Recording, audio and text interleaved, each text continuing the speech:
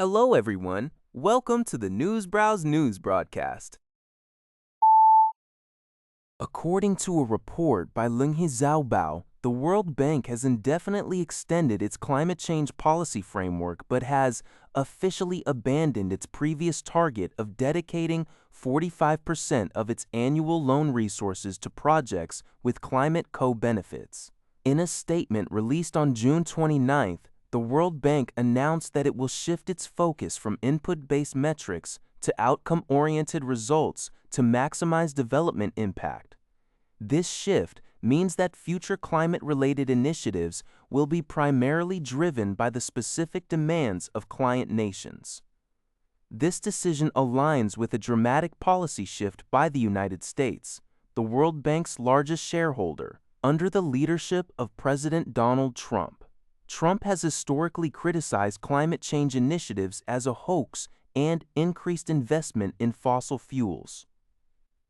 In April, U.S. Treasury Secretary Scott Bessent urged the World Bank to scrap its climate finance targets, arguing that they lead to economic distortions and distract the bank from its core mission of fostering growth.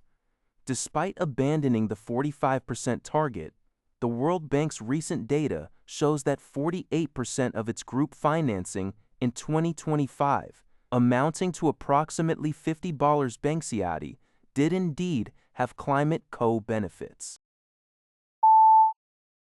According to a report by the Epoch Times, the Russian-appointed leader of occupied Crimea, Sergei Aksyonov, has declared a state of emergency for the region.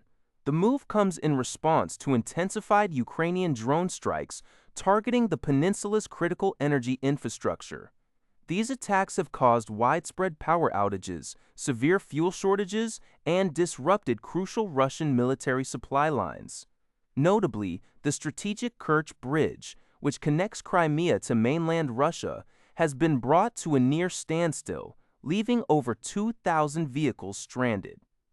Ukrainian defense officials stated their core strategic objective is to effectively turn Crimea into an island.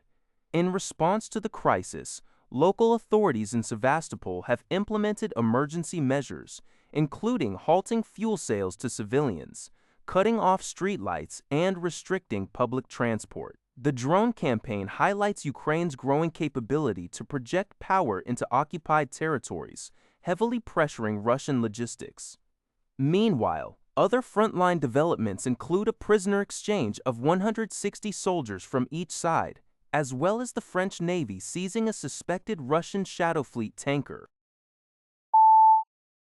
According to a report by GG Press, the Southern Theater Command of the Chinese military announced on June 30 that it conducted combat readiness patrols in the sea and airspace surrounding the Scarborough Shoal in the South China Sea. The report notes that China has been consistently strengthening its patrols in this area throughout the month of June.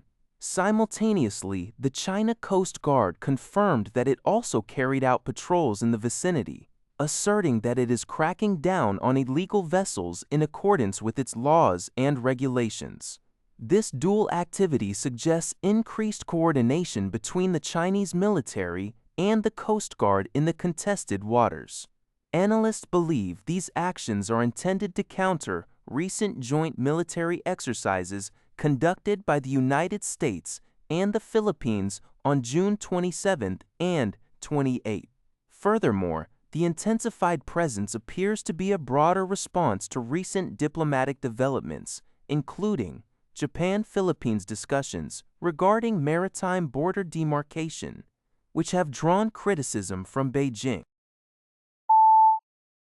In a major upset at the 2026 World Cup, Paraguay defeated four-time champion Germany in a penalty shootout during their round of 32 match. According to reports from Tsingtao, the historic victory has ignited nationwide celebrations across Paraguay. In response to the win, President Santiago Peña immediately signed an executive order declaring a public holiday on June 30. Addressing the nation, President Peña praised the team's Guarani spirit, describing their performance as a display of heroism that transformed the nation's dreams into reality. The government stated that the victory transcended the realm of sports, serving as a testament to the country's dedication and national pride. This is not the first time such a declaration has occurred during the tournament. The president of Ecuador previously announced a similar holiday following their national team's victory over Germany in the group stage. The streets of Paraguay are currently filled with fans celebrating what many are calling a legendary milestone for the country's football history. According to Yahoo News, heavy rainfall has resulted in severe and widespread flooding across Accra, the capital of Ghana. The country's National Disaster Management Organization, NDDMO, reported that rescue efforts were underway, particularly in the Tesano suburb, to assist residents trapped by rising waters. In response to the emergency, the Ghanaian Ministry of the Interior issued a public safety advisory, urging citizens to exercise extreme caution. Officials explicitly advised the public to avoid all forms of travel until safety can be confirmed. Much of the city remains submerged, leading to the destruction of key transport routes and rendering many roads impassable. The situation remains critical as local authorities continue to manage the disaster and monitor ongoing flood conditions. That's all for this video. Thank you for watching. See you in the next video.